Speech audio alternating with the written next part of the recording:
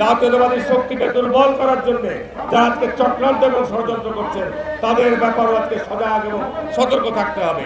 বন্ধুরা আমার, বিএনপি কাজকে চাপে ফেলে, বিএনপি কাজকে বাধ্য করে আজকে সংস্কারের নামে, আজকে এই জুলাই সনদ তৈরির নামে আজকে যে সমস্ত কর্মকাণ্ড চলছে, এটাও আজকে জনগণের মধ্যে বিরক্তি তৈরি করেছে, উদ্বেগের তৈরি করেছে। আজকে এই কমিশনগুলো গঠন করে দীর্ঘ আলোচনার মধ্য দিয়ে মানুষের মধ্যে আজকে আমি বলবো যে চরম বিরক্তি তৈরি করেছে। আমরা জনগণ চাই একটি অবাধ, সুষ্ঠু, নিরপেক্ষ নির্বাচনের মধ্য দিয়ে যত দ্রুত সম্ভব একটি অবাধ, সুষ্ঠু, নিরপেক্ষ নির্বাচনের মধ্য দিয়ে একটি সংসদ গঠিত হোক, সরকার গঠিত হোক। আজকে দেশের মধ্যে সর্বত্র অরাজকতা, বিশৃঙ্খলা বিরাজ করছে, কিন্তু আজকে আমরা লক্ষ্য করছি যে আজকে পরিকল্পিতভাবে আজকে জাতীয় নির্বাচনকে বিঘ্নিত করা, পিছিয়ে নেওয়ার যে ষড়যন্ত্র চলছে, এটির ব্যাপারে দেশবাসীকে সজাগ এবং সতর্ক থাকতে হবে।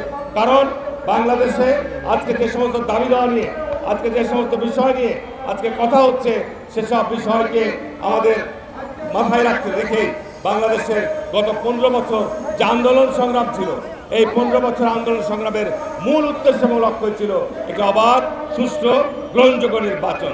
সেটি হয়নি বলেই গত জুলাই আগস্ট মাসে 24-এ গণবিস্ফোরণ হয়েছে এবং এসে আমাদের ছাত্র জনতা বিপুল পরিমাণ প্রাণ বিসর্জন দিয়েছে, বিপুল পরিমাণ প্রাণহানি ঘটেছে।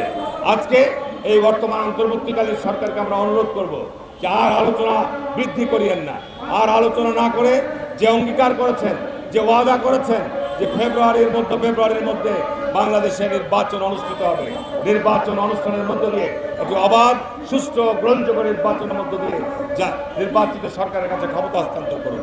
প্রসঙ্গক্রমে না বললেই নয়, আজকে বাংলাদেশে দীর্ঘদিন পর এই যে রাষ্ট্র নির্বাচনগুলো হয়েছে, এই নির্বাচনগুলো কিন্তু জনগণের, ছাত্রদের প্রত্যাশা পূরণ করতে পারে নাই। এই নির্বাচনগুলো কর্তৃপক্ষ, বিশ্ববিদ্যালয় কর্তৃপক্ষ আজকে ছাত্র সমাজের কাছে যে নির্বাচন উপহার দিয়েছে, এটা গণমাধ্যমে যে তথ্যগুলো আমরা পাচ্ছি, এটা চরম বিতর্কিত একটি নির্বাচন অনুষ্ঠিত করেছে, যেখানে গত 15 বছর জাতীয়তাবাদী ছাত্র দলের কোনো রাজনীতি ছিল না, কোনো বিশ্ববিদ্যালয়ে ছাত্র রাজনীতি নামে কোনো অস্তিত্ব ছিল না।